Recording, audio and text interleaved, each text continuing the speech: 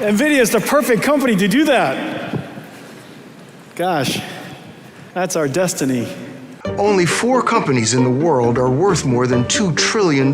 This is a once-in-a-humanity experience, what I'm going through. Jamais dans l'histoire, une entreprise n'a valu autant d'argent en bourse. Every day I'm not happy, every year I'm not happy about the company, but I love the company every single second. En 5 ans, le chiffre d'affaires de Nvidia s'est envolé. Est-ce qu'Nvidia est un génie absolu de la stratégie ou est-ce que l'entreprise de Jensen Huang a juste eu une chance insolente? Spoiler, c'est un peu des deux. I don't know how to teach it to you except for I hope suffering happens to you. Sur les 4 dernières années, Nvidia a multiplié par 8 son chiffre d'affaires jusqu'à atteindre 216 milliards de dollars pour l'année calendaire 2025. Le cours de son action en bourse s'est envolé à des niveaux de record qu'on imaginait inatteignables. On parle d'une entreprise valorisée à plus de 5,3 milliers de milliards de dollars au moment où on tourne cette vidéo. Vous savez sûrement que ce succès, Nvidia le doit à ses processeurs dédiés à l'intelligence artificielle, donc les fameux GPU. Mais est-ce que vous savez vraiment comment on en est arrivé là ? Comment Nvidia est passé d'une boîte de second rang, bien installée sur le marché du jeu vidéo depuis 2 décennies, à l'entreprise la plus incontournable au monde? Comment son principal produit est passé de ça, donc un processeur pensé pour améliorer les graphismes des jeux vidéo, à ça, un énorme système de calcul interconnecté que tout le monde s'arrache pour faire de l'IA? Et surtout, est-ce que vous savez à quel point le succès de Nvidia dans l'intelligence artificielle relève du génie, et à quel point ça relève juste du gros coup de chance? Les réponses à ces questions, il faut aller les chercher il y a plus de 20 ans, à l'époque où Nvidia n'était pas encore le meilleur ami des hyperscalers. Si vous ne le savez pas, un hyperscaler ou un géant du cloud dans la langue de Joule désigne une entreprise qui fournit des infrastructures informatiques, de calcul et de stockage à une échelle gigantesque. On pense évidemment aux 3 mastodontes que sont Amazon AWS, Microsoft Azure et Google Cloud. Pour faire tourner leurs immenses centres de données et propulser les modèles d'IA que nous utilisons tous, ces hyperscalers ont besoin d'empiler des puces à un rythme soutenu. Et c'est là que Nvidia intervient en étant leur fournisseur indispensable. Pour investir dans cette dynamique technologique sans avoir acheté des actions américaines une par une, on utilise souvent des ETF ou trackers axés sur la technologie ou le secteur des semi-conducteurs. Et même s'il s'agit d'entreprises américaines, vous pouvez y accéder grâce au PEA de notre partenaire Fortuneo. On y trouve plus de 140 ETF et plusieurs d'entre eux permettent de s'exposer à la performance de Nvidia et des grands acteurs de la tech. L'avantage, c'est que l'ouverture d'un PEA chez Fortuneo ne demande qu'un premier versement de 100 € et vous pouvez passer ensuite vos ordres directement depuis l'appli. L'intérêt majeur du PEA, c'est sa fiscalité. Tant que vous ne sortez pas votre argent du PEA, vous n'avez rien à déclarés aux impôts. Après 5 ans de détention, vos gains sont carrément exonérés d'impôts sur le revenu. Il restera alors à régler les prélèvements sociaux à hauteur de 18,6% sur la plus-value. Alors pourquoi choisir Fortuneo pour son PEA? Eh bien d'abord car il a été élu meilleur PEA en mars 2026 par Avenue des investisseurs, notamment grâce à ses tarifs parmi les plus bas du marché, 0 € de frais d'ouverture, de tenue de compte ou de garde. Et la tarification s'adapte à vos usages. Vous pouvez choisir entre les 3 profils de courtage qui sont proposés, dont le tarif starter avec les frais de courtage offerts chaque mois sur votre premier ordre de 500 € ou moins sur les marchés Euronext Paris, Bruxelles, Amsterdam ou Equiduct. Sinon, 0,35% par ordre. Et en ce moment, les frais de courtage sont même offerts sur vos 100 premiers ordres en cas de première ouverture ou un premier transfert de votre PEA. Si le produit vous intéresse, on a mis le lien en description. N'oubliez pas que l'investissement en bourse comporte un risque de perte totale ou partielle du capital investi. Merci Fortuneo, et maintenant on revient à l'aventure de Jensen, ou plutôt de Chris. Oui, Chris. Chris Malachowski, cofondateur moins connu de Nvidia. Met somebody the other day and she said, "Oh, how do you feel about your success?" And I said, "Well, feels like this overnight success was 30 years in the making." On est en 1999 et Nvidia présente son premier GPU, la GeForce 256. C'est un nouveau type de processeur graphique et sa spécificité, c'est qu'il est programmable. En gros, on peut lui donner des instructions précises sur le rendu qu'on veut obtenir à l'écran, comme la texture ou la luminosité de chaque pixel à l'image. Le laboratoire Computer Graphics de l'université de Stanford s'équipe de GeForce pour les tester, et dans ce labo, il y a un doctorant, Ian Buck, qui se dit « et si j'essayais de faire tourner autre chose que du rendu graphique sur les GPU ?» Sauf qu'à l'époque, un GPU c'est vraiment juste une carte graphique. Il embarque certes une interface logicielle, mais il faut le programmer dans un langage spécifique au monde du graphisme, comme le GLSL. Donc qu'est-ce que fait Buck avec ses collègues pour contourner ce problème ? Eh bien il invente le langage Brook, qui permet de programmer n'importe quel type de calcul sur les GeForce. C'est le début du GP-GPU, donc littéralement le calcul générique sur processeur graphique. Et vous imaginez bien que s'il se casse la tête à faire ça, c'est qu'il voit un intérêt particulier à faire des calculs sur GPU. C'est parce que la spécialité de ce processeur, c'est la parallélisation. Laissez-moi vous expliquer plus en détail avec cette petite vidéo illustrative.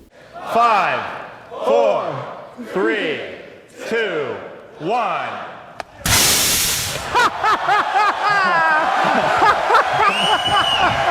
Alors ça, donc c'est parce qu'il permet de reproduire Mona Lisa avec un robot bazooka à peinture.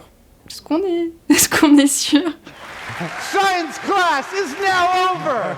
Bon, ce que vous venez de voir, c'est une démonstration tirée d'une conférence Nvidia de 2008. Et les gars qui rigolent comme des savants fous, c'est le duo de Mythbusters, une émission scientifique qui passait à la télé américaine. Ils illustrent que le GPU, grâce à son architecture, a la capacité de faire un grand nombre de calculs en parallèle, ici contrôler 1100 canons à peinture en simultané, à condition que ces calculs soient simples et indépendants les uns des autres. Ici, balancer une seule couleur unie à un endroit précis. C'est pour ça que le GPU est d'abord pensé pour les graphismes exigeants des jeux vidéo ou des artistes 3D. Il peut traiter chaque pixel en parallèle et donc faire un rendu graphique à une vitesse inédite. Le GPU, c'est à l'époque une nouveauté par rapport à l'autre grand type de processeur que vous avez dans vos ordis, donc le CPU. Lui est capable de faire des calculs bien plus puissants, mais il ne peut en faire qu'un à la fois. Donc pour des tâches complexes, il doit calculer en séquentiel. Dans l'expérience de Mythbusters, c'est symbolisé par le premier robot qui doit peindre en envoyant les billes de peinture les unes après les autres. Ah, et il faut aussi garder en tête que Nvidia ne fait que dessiner les architectures de ses processeurs. Ils sont ensuite fabriqués dans des usines de spécialistes comme TSMC ou Samsung, puis renvoyés chez Nvidia qui va les commercialiser. Les travaux de Ian Buck, c'est une grande chance pour Nvidia. Et le génie de l'entreprise et de son patron Jensen Huang, c'est de saisir l'opportunité. Nvidia participe au financement de sa recherche et dès la fin de son doctorat, le chercheur est intégré aux équipes. Grâce à lui, en 2006, Nvidia va créer ce qui va devenir son plus grand trésor, son moat, comme on dit dans le jargon financier de Warren Buffett, c'est-à-dire la barrière stratégique qui le protège contre la concurrence. En français, le fossé. Et il décide de l'appeler CUDA. C'est la down des kudos de Strava? Merci pour la blague de niche. Donc CUDA, c'est une plateforme intégrée qui va permettre de programmer le déploiement de n'importe quel calcul sur le GPU. En 2006, quand il est embarqué pour la première fois sur les GeForce 8800, l'idée c'est de permettre aux développeurs de tester sur GPU les programmes qu'ils font tourner sur CPU. Si je voulais perdre la moitié d'entre vous, je dirais que c'est une plateforme pour faire du C sur les GPU. Doing C on the GPU. À ce moment-là, Nvidia fait entre 2 et 4 milliards de dollars de chiffre d'affaires par an. C'est une belle boîte, cotée en bourse, qui a réussi son premier pari, celui de miser sur le jeu vidéo comme future industrie culturelle de masse. Et il est temps de lancer un deuxième pari. Faire du GPU un processeur de calcul compétitif. La communication de l'entreprise se met en marche avec un message clair, CUDA Everywhere. There was a strategy at the company called CUDA Everywhere. That meant Jensen schlepping CUDA all over the world. Nvidia veut que les développeurs de logiciels testent leurs programmes sur les GPU pour voir s'ils y trouvent un avantage par rapport aux CPU. Ils envoient même leurs meilleurs ingénieurs faire des présentations dans les boîtes de logiciels et les universités. Bref, ils veulent faire sortir le GPU de la niche des joueurs, donc qui rapporte bien comme on l'a vu, mais pas assez. Et bah ça marche. Andrew Ng, le directeur du laboratoire d'IA de Stanford, commence à tester les GPU avec l'idée qu'ils pourraient être très utiles dans l'entraînement des réseaux de neurones. Alors c'est un type d'algorithme encore peu exploré qui repose sur une superposition d'équations qu'on pourrait un peu qualifier de lasagne mathématique. Et la grande question c'est: est-ce qu'on pourrait calculer plusieurs de ces couches en même temps plutôt que une par une avec un CPU? Grâce à l'aide d'un de ses étudiants, Andrew Ng construit un serveur équipé de 2 GPU haut de gamme, les GeForce GTX 280. Et là, bingo! Le parallélisme des GPU leur permet d'entraîner 70 fois plus rapidement un réseau de neurones de 100 millions de paramètres, un travail qui leur aurait pris plusieurs semaines sur des CPU et terminé en un jour.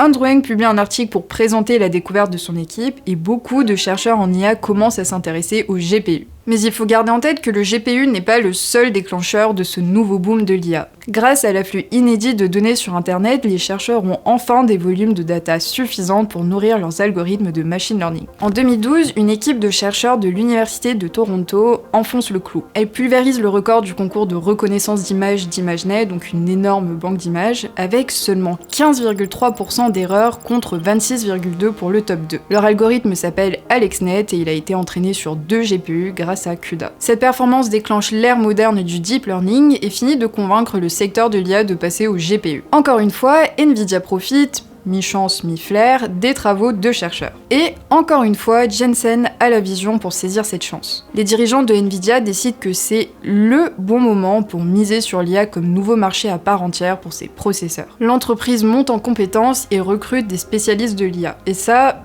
change pas mal de choses. Entre 2010 et 2016, elle grossit d'un peu plus de 3000 employés à environ 7000. Nvidia investit des sommes énormes sur une technologie qui est vraiment très différente de leur cœur de métier. Alors qu'il n'y a pas vraiment de plan commercial clair à la clé. La recherche en intelligence artificielle existe depuis des dizaines d'années et elle n'a toujours pas créé de vraies opportunités de marché. Jensen parle ironiquement d'un investissement dans un marché à 0 milliard de dollars, dont il a la conviction que ces GPU peuvent être l'élément déclencheur. Après tout, Nvidia avait déjà réussi un pari similaire avec le jeu vidéo à son lancement au début des années 90. Et c'est là que la vraie moula commence à arriver. Le dirigeant de Nvidia raconte aussi que ses équipes ont cherché à prendre contact avec, je cite, chaque chercheur en IA de la planète. Et c'est là que Nvidia s'impose dans le quotidien des spécialistes de l'IA. Les chercheurs se mettent à construire leur framework et leur librairie de machine learning sur CUDA. Les étudiants en IA apprennent leur métier sur CUDA. Toute une communauté de développeurs émerge autour de CUDA. Est-ce qu'on pourrait dire que c'est là qu'ils cassent la baraque, CUDA? Non? Disons? Non. Lisa? Non. Disons. Alors CUDA a quand même des concurrents, comme Rocam d'AMD ou OpenCL, un standard ouvert conçu initialement par Apple. Mais ils sont peu utilisés. Et comme en plus peu d'ingénieurs savent vraiment bien manipuler les couches logicielles bases des GPU, le passage par CUDA est quasi obligé. En fait, Nvidia a réussi à reproduire sur l'IA le modèle qui a fait le succès d'Apple sur les smartphones. La popularité de ces puces n'est pas qu'une question de matériel, tout comme la popularité de l'iPhone n'est pas qu'une question de matériel. Ces deux produits sont avant tout une porte d'entrée vers un écosystème logiciel et une grande communauté de développeurs. Donc, pour détrôner Nvidia sur le marché de l'IA, il ne suffit pas juste de concevoir des architectures plus performantes. Il faut qu'elles soient tellement plus performantes que les professionnels de l'IA acceptent de se passer de CUDA. C'est aujourd'hui le grand casse-tête d'AMD qui, au final, n'est pas si loin d'Nvidia en termes d'architecture de puces, mais qui reste de l'autre côté du fossé. Cette position d'incontournable permet aussi à Nvidia d'imposer sans trop de mal à ses clients des marges de plus de 70% sur les GPU dédiés à l'IA. Parce que oui, depuis 2017, Nvidia a créé une seconde famille de GPU qui intègre des cœurs de calcul dédiés à l'intelligence artificielle. Ces processeurs sont beaucoup plus chers que les GeForce, il faut débourser près de 10 000 € et même plus de 40 000 € sur les derniers modèles, et ils sont destinés à être déployés dans les data centers. D'ailleurs, dès 2020, les revenus liés à ces puces deviennent une branche à part dans les résultats financiers de Nvidia. Les années suivantes, cette branche dédiée à l'IA a continué de se développer très rapidement et encore plus depuis le boom déclenché par ChatGPT. Au point qu'aujourd'hui, l'offre data center de Nvidia est bien plus complexe que sur son marché historique. Si vous allez voir la page produit de Blackwell, donc sa dernière famille de GPU, vous allez voir une offre façon poupée russe. On peut acheter un GPU, mais aussi un boîtier avec plusieurs GPU interconnectés, une armoire de data center avec plusieurs de ces boîtiers interconnectés, ou carrément un DGX SuperPod qui est une allée entière d'armoires de data center interconnectées. Un petit data center à lui tout seul. Vous l'aurez compris, Nvidia ne se contente plus de vendre des GPU. Ils vendent aussi toute l'infrastructure nécessaire pour connecter ces GPU entre eux à différents niveaux, comme ce petit truc, le NVLink. En 2019, Nvidia a d'ailleurs déboursé 6,9 milliards de dollars pour s'offrir Mellanox, une entreprise spécialisée dans les réseaux. En gros, elle voulait s'assurer qu'elle pourrait avoir le meilleur niveau d'interconnexion entre les processeurs de ses produits. Sur toute cette stack autour des GPU, Nvidia va aussi être extrêmement compliqué à rattraper. Et ce qui est encore plus fou quand on regarde dans le rétro financier, c'est que le pari de Nvidia sur l'intelligence artificielle commençait à porter ses fruits avant même la folie déclenchée par par ChatGPT fin 2022. En 2021, par exemple, elle avait réalisé 11 milliards de dollars de chiffre d'affaires sur ce segment, soit 41% des revenus totaux de l'entreprise. Et l'année suivante, elle allait passer la barre des 50%.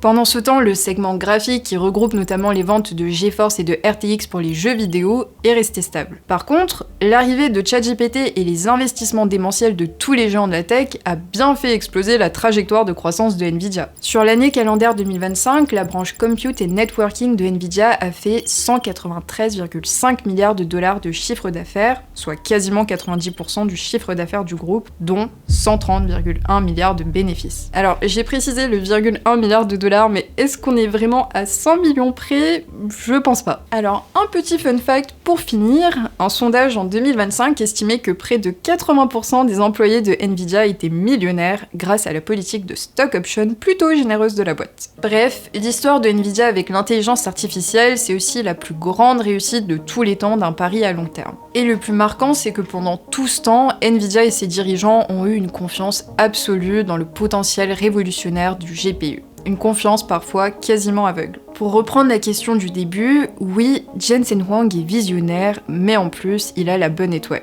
Quelle était la probabilité que le boom de ChatGPT arrive pile au bon moment sur sa trajectoire de croissance? Pas étonnant qu'il refuse de mettre autre chose que son blouson de cuir noir, c'est un sacré porte-bonheur.